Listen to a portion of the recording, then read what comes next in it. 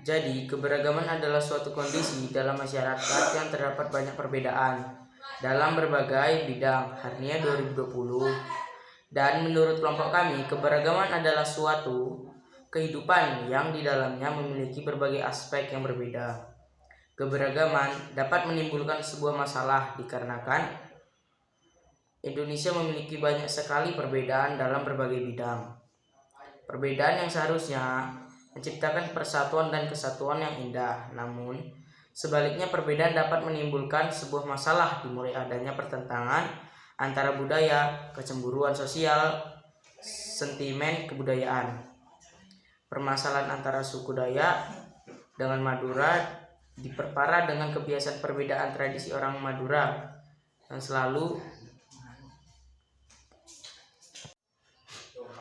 Permasalahan antara suku Dayak dengan Madura diperparah dengan kebiasaan perbedaan tradisi orang Madura yang selalu membawa barang atau celurit. Bisa menimbulkan orang Dayak berpikir bahwa orang Madura menantang untuk berkelahi, pikiran yang timbul menjadi permasalahan dan timbul perselisihan antara dua etnis akhir 2000 semakin memuncak. Setelah terjadi perkelahian di sebuah tempat hiburan di desa pertambangan emas, Ampalit, kejadian ini memakan seorang etnis Dayak bernama Sandong tewas akibat bacokan kemarin yang timbul di keluarga dan tetangga Sandung. 2 hari setelah peristiwa tersebut, 300 warga Dayak mendatangi lokasi tewasnya Sandung untuk mencari pelaku karena tak bertemu dengan pelaku kelompok.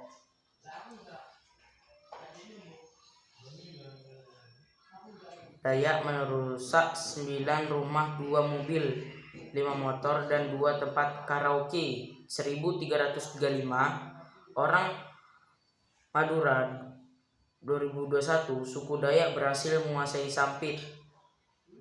Arya Martanio 2021. Konflik Sampit adalah kerusuhan antar etnis yang terjadi di Sampit pada awal Februari 2001. Konflik etnosentrisme merupakan sikap atau pandangan yang bertumpu pada kebudayaan sendiri. Konflik ini terjadi antara suku Dayak asli dan warga migrasi Madura. Sikap atau pandangan mereka yang menimbulkan sikap meremehkan pada suatu suku atau kebudayaan lain. Karena merasa tidak puas dan terus merasa tersaingi, maka terjadilah konflik tersebut.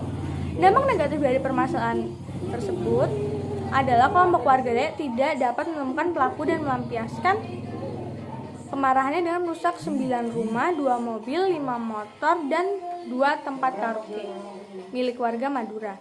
Penyerangan ini membuat 1.335 orang Madura mengungsi. Selain itu, ada menimbulkan perasaan takut, permusuhan, hingga kurangnya rasa percaya. Namun sebaliknya, dampak positif dari konflik ini dapat meningkatkan integritas dan solidaritas internal dan dapat mendorong perubahan sosial yang bisa untuk menghilangkan kesenjangan sosial. Kita juga dapat lebih jelas mengetahui aspek kehidupan.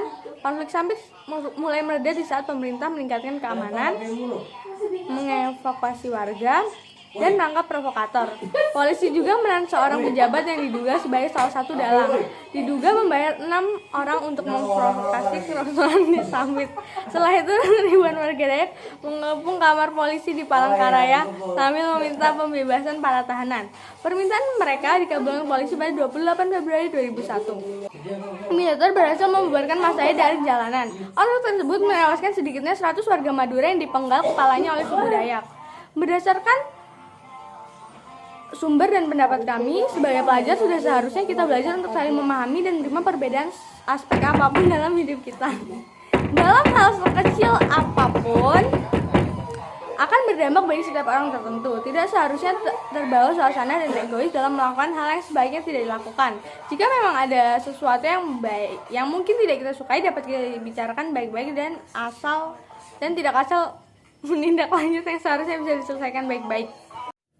Dari hasil analisis kami, dapat kami simpulkan bahwa masyarakat perlu diberdayakan agar mampu bekerja memecahkan masalah secara baik-baik.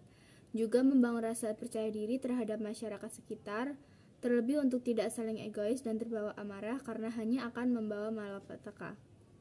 Biasakan menyelesaikan masalah dengan hati dan pikiran yang tenang dan dingin.